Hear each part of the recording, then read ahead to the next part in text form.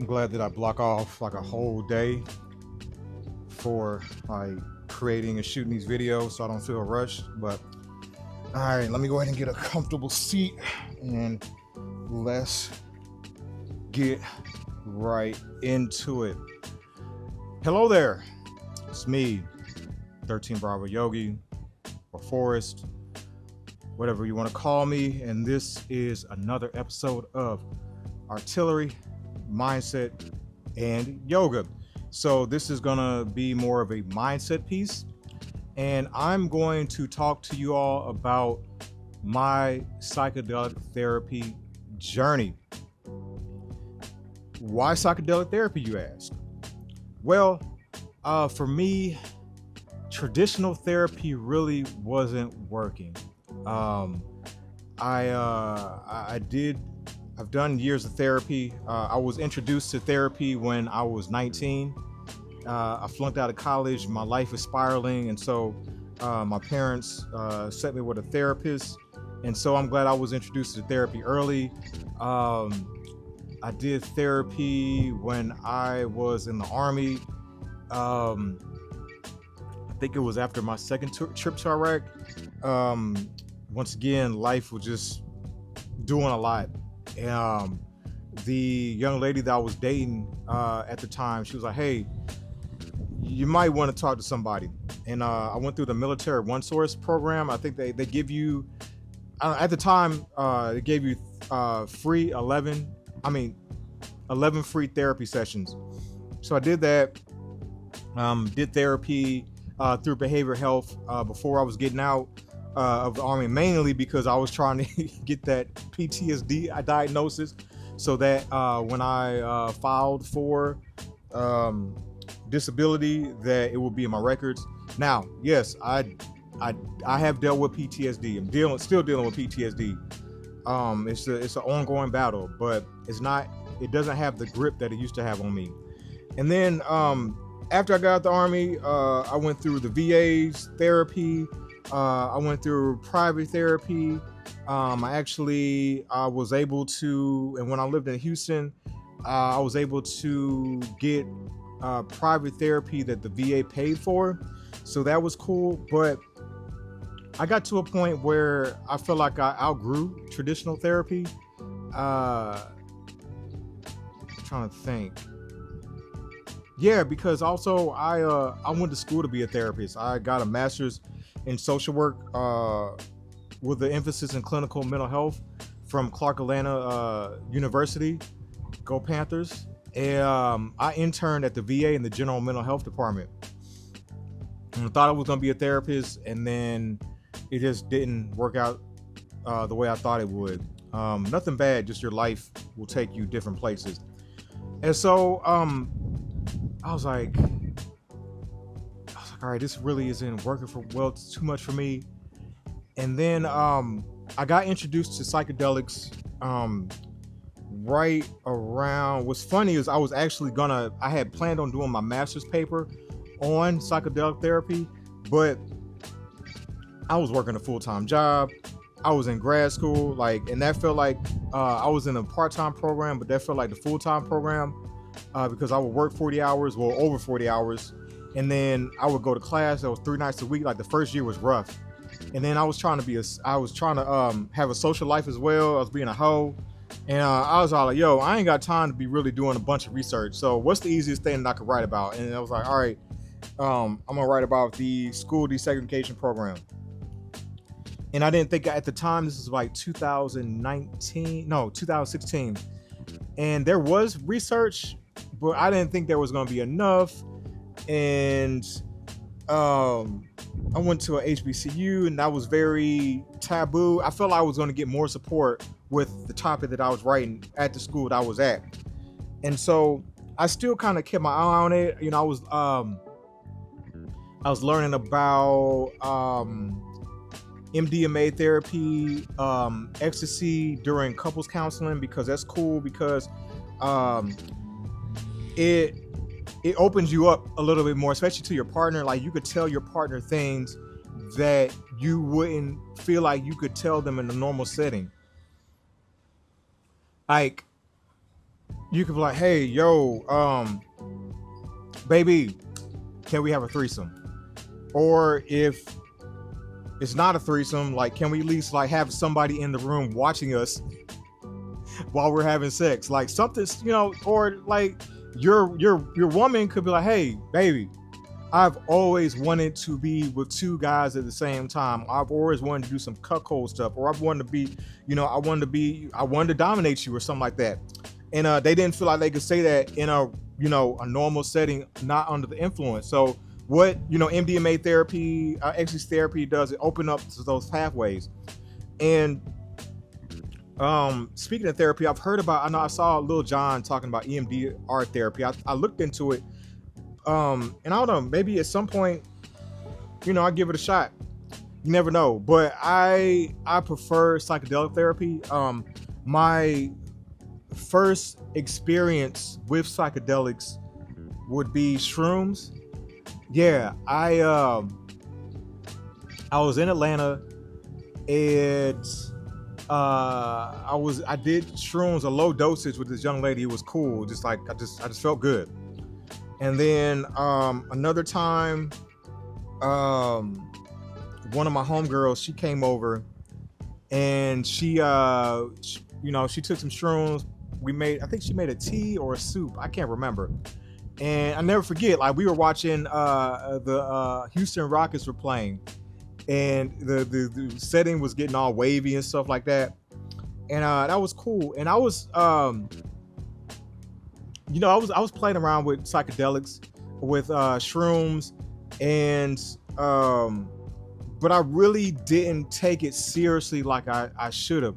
It was more of because I was also messing with drugs around the same time, and it was kind of like some recreational stuff. Like I was all like, oh, I just want to feel good. I want to get more in touch with my feelings, stuff like that. And so then I moved down to Houston, and I had a shroom connect. It was crazy how I had a connect it was the guy that sent me shrooms. He sent me acid, and he was able to I was able to get Molly all in the mail. I don't know how he figured it out, but yeah. And so I did the shrooms, and then one day, I think it was like August 3rd, 2019, I was staying in my house in Houston. Shout out to the Second Ward, Magnolia Park. And I had made a tea, and I was on Instagram Live. I'm drinking a tea, and I didn't know my limits yet when it came to the shrooms. And I had the tea, and I remember being on Instagram Live, and then I had my memorial bracelet for my homie Barry Barker, who killed himself in 2015. And so I was just depressed. I just started crying. And so I was like, let me get off Instagram Live. So I got off Instagram Live, and that's the last thing I remember. And then I went into psychosis. Apparently I had a hero's dose of the shroom tea. And then next thing I know, I kind of come to, and I'm on the ground, and I'm thinking that I had killed somebody. And I was like, oh snap. And this fear came over me. And then I was worried about hurting myself. And I remember, I'll never forget the artist Houston. He's a singer, rapper. You look him up, and he had a drug-induced psychosis, which caused him to, he gouged out his eye. And I was all like, I don't want to hurt myself. And so I'm living in a shotgun style house. And so the way my house is set up, it's a long hallway, and the light is beaming through the front door. And so I'm thinking, I gotta get up out of here. I'm going to heaven. And so I walk outside, I take all my clothes off because I'm thinking I'm going to heaven. So I don't need these clothes. So I walk outside, and I walk in my driveway, and it's hot. And I'm like, dang, I'm in hell? And I look up and it's the sun, and I'm thinking like, all right, it's God. And I felt like God told me I had more work to do. So I'm walking out my gate. It looks like the pearly gates. And I'm such in deep psychosis. And I walk outside and I'm just all like, I'm butt naked in the street and I'm all like, help me. You know, cars walking, you know, driving by.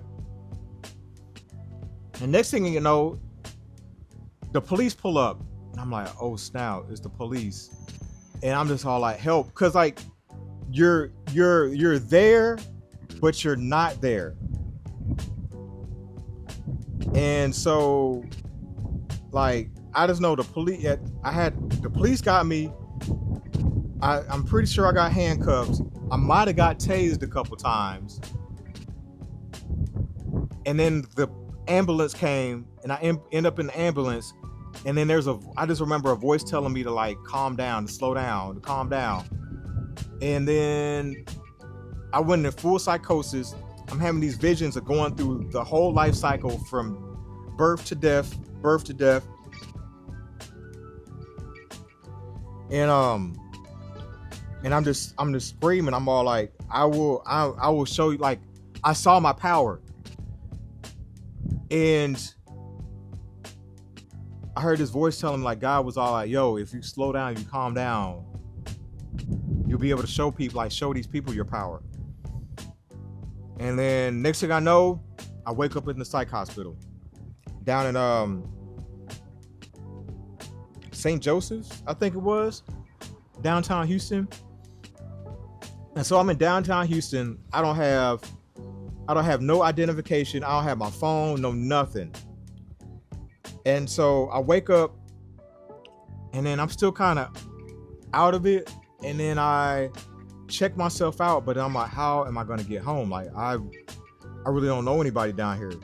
And so I was like, I'll walk home, but I'm like, how do I get home? I mean, I probably could have figured it out. It would have been a long ass walk. And I think I had the psych ward socks. And then I was like, hold on. My homeboy that I know from St. Louis, he lived in Houston. Was he living in Houston or we just visiting? I can't remember. But I was like, hold on. There's a way that I can get his number. And so I was like, all right, what number do I know? And I was like, oh, I know my grandma's number. And I knew my grandma had a number to one of my other friends. And I was like, all right, I called my grandma. I'm all like, she's all kind of worried. I'm like keeping her cool. I'm not telling her what's going down. So she gives me the number to my partner.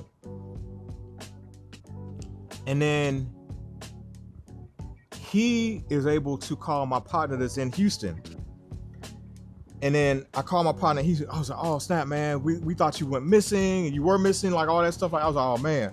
Like this one chick that happened to see my live, she ended up calling like my partner or getting a hold of him, end up getting a hold of the old girl that I was messing around with who was living in Atlanta. Like we were doing a long distance thing. And so he comes, gets me.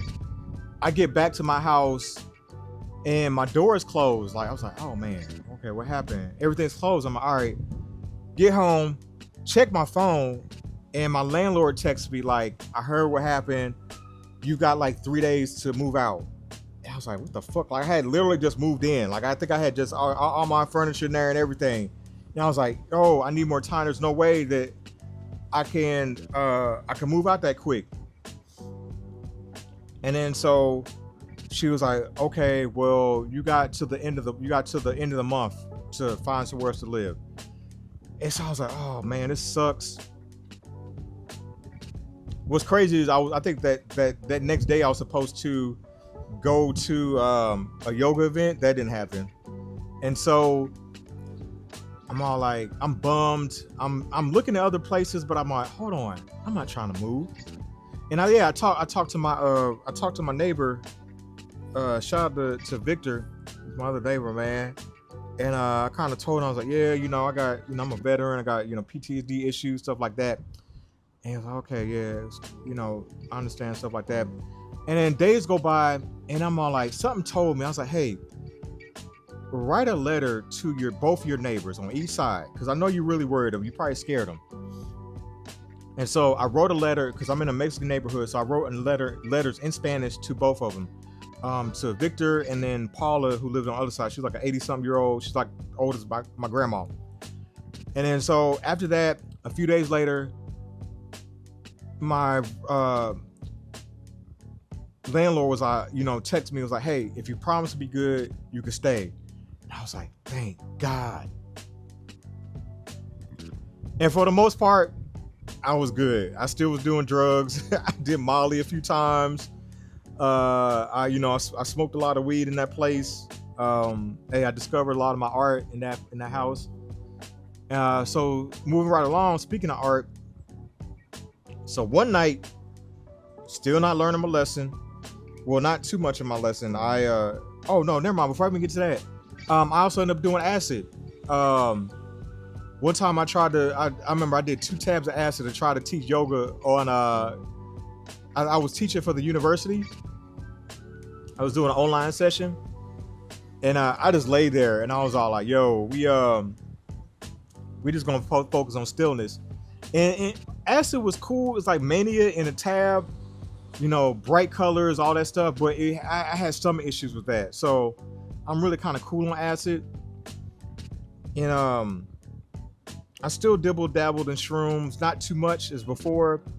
And then one night I'm painting, and I drink some more shroom tea, and then I go into psychosis again. And I'm like, uh-oh.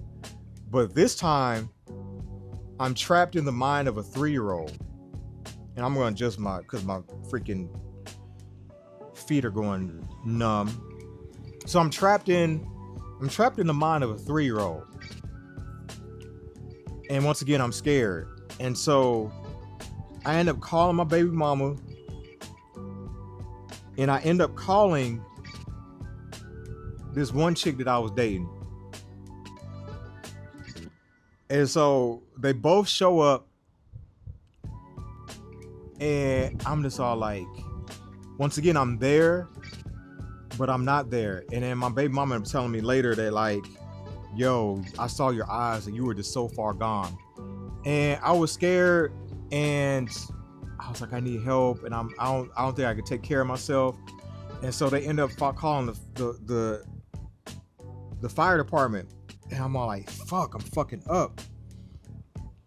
And I'm just worried about getting kicked out the house. Even with all that, I was still worried about getting kicked out of the house. And then even Victor came out. And I have enough wherewithal to talk myself out of getting put in the psych ward. And so I kind of promised, I was like, hey, if I go with my baby mama, we all leave. And so they were like, cool. I end up spending the night at my baby mama's house, her husband, all that, with the kids. I just laid on the floor. And so those are my crazy experiences with shrooms. Also, I did a cross-country road trip from Georgia to California, to LA, got some shrooms there. And I ended up doing shrooms at Joshua Tree. Beautiful experience, no psychosis, very dope experience. So we'll go ahead and wrap that part up. And on part 2, I'll talk about how I got introduced to kind of how I really, really got into my psychedelic therapy healing journey. So there we go. Stand by for part 2. Oh man.